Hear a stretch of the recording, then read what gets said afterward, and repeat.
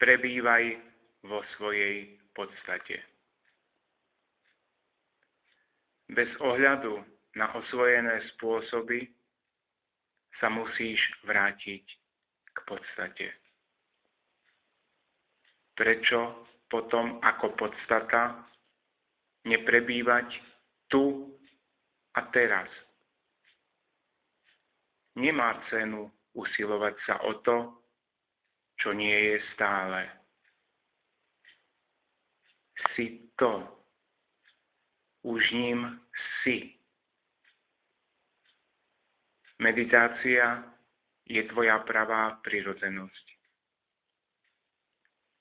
Teraz tomu hovoríš meditácia, pretože ťa rušia myšlienky. Keď budú tieto myšlienky rozohnané, zostaneš sám v stave bez myšlienok. A to je tvoja pravá podstata. Šťastie je človeku vrodené. Nie je závislé na vonkajších príčinách. Človek musí objaviť seba, podstatu, aby otvoril zásobáreň rídzeho šťastia. Nepotrebuješ získať nič nového, iba sa vzdať svojich falošných predstav a zbytočných lipnutí. Ale miesto toho, aby si to urobil, snažíš sa dosiahnuť niečo čudné a záhadné, pretože veríš, že tvoje šťastie leží niekde inde.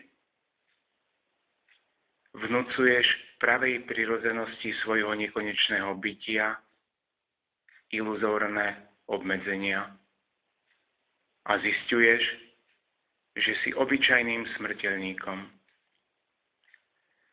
Potom vynakladáš úsilie, aby si prekonal neexistujúce obmedzenia. Keď svojím úsilím posilňuješ existenciu svojich obmedzení, ako ti môže pomôcť ich prekonať? Preto odstráň všetky tieto obmedzenia, kvôli ktorým podliehaš klamu, že pravá podstata ešte nebola realizovaná. Hľadaj pomocou mysle, obrátenej hlboko do seba, kde tvoja podstata pramení. Tak odhalíš pravdu, že ego ani myseľ neexistujú a objavíš čisté bytie seba. Pokiaľ si ustálený v sebe, aktivity tela naďalej pokračujú, ale ty nie si nimi ovplyvnený. Nie si konateľ, preto si to nemyslí. Tá sila, vďaka ktorej existuje telo, sa stará, aby telo vykonávalo aktivity, ktorými má prejsť. Pocit ja konám je falošný. Preto sa pýtaj samého seba. Kto koná? Neusiluj sa o prácu, ani sa jej nezriekaj. Tvoje úsilie je pascou. Vzdanie sa seba samého je sebapoznaním. Nech už to nazveš akokoľvek, Boh, ja, srdce, je to jedno a to isté. je potrebné pochopiť toto. Srdce znamená úplný stred ľudského bytia, centrum, bez ktorého nič neexistuje. Myseľ vníma seba samú ako rôznorodý vesmír. Keď sa rôznosť neprejavuje, zostáva vo svojej vlastnej podstate a to je srdce. Vstúpiť do srdca je možné iba vtedy, keď nie si rozptýľovaný svojou mysľou. Srdce je jediná skutočnosť. Myseľ je iba prechodné štádium, preto zotrvaj vo svojej podstate tým, že vstúpiš do srdca. Vzdanie sa seba samého je to isté ako seba poznanie. Oboje predpokladá sebaovládanie. Človek sa môže vzdať seba, iba ak tak učiní s plným poznaním toho, čo pravdivé vzdanie sa seba znamená.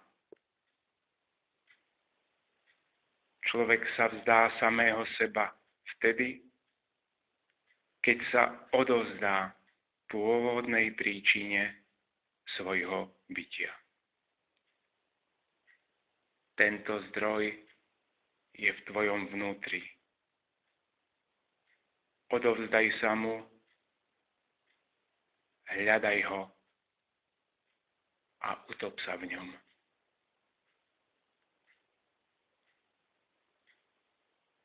To, čo vzniká v tvojom tele ako ja, je myseľ. Pokiaľ sa myseľ, ktorá je nástrojom poznania a základom všetkých aktivít, utíši, vnímanie sveta ako objektívnej reality prestane. Skúmaj, čo myseľ je a ona zmizne. Neexistuje nič také, ako myseľ nezávislá na myslení. Nemá význam odstraňovať pochybnosti. Pokiaľ vyčistíš jednu, objaví sa iná a pochybnostiam nebude konca. Pochybnosti zmiznú iba vtedy, keď je nájdený pochybovač a jeho zdroj. Hľadaj zdroj pochybovača a zistíš, že v skutočnosti neexistuje. Keď zanikne pochybovač, zaniknú aj pochybnosti. Keď je myseľ absorbovaná srdcom, ego, ktoré je stredom veľkého množstva myšlienok, zmizne.